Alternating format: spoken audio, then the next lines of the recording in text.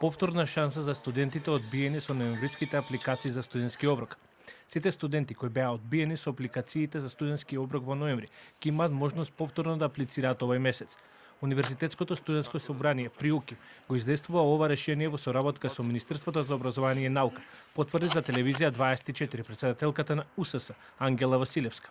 Веднаш кога го видовме проблемот, закажавме состанок со Министерството за образование и наука, каде што беше дискутиран проблемот и се најде решение кое што најмалку би биле засегнати студентите по лошо, односно најдобро решение кое што можеше да се најде во овој момент.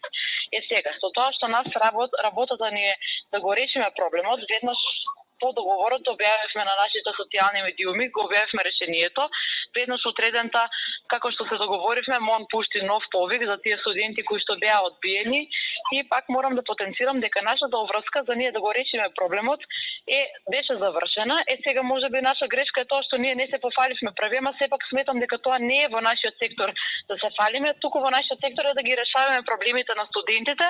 Проблемот постепено се надминува и на Универзитетот Мајка Тереза во Скопје. Оттаму за телевизија 24 изјавија дека административните пречки се решени, при тоа нагласувајќи дека бројката што кружи во јавноста за одбиени студенти од универзитетот не се точни. Али сепак ние успеавме да ги покриеме сите тие што имале фактички со договор со Министерството за образование, уште еднаш, значи да аплицира студентите и да се среди. Значи делот за оброкот што имаше реакции.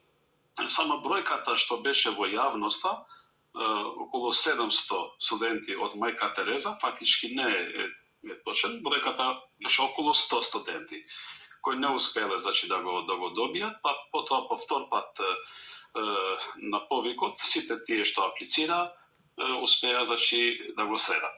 Проблемот со одбиените апликации за студентски оброк во јавноста беа актуализирани од страна на студентски организации, кои објавија дека околу 1000 студенти биле одбиени со ноемврискиот повик.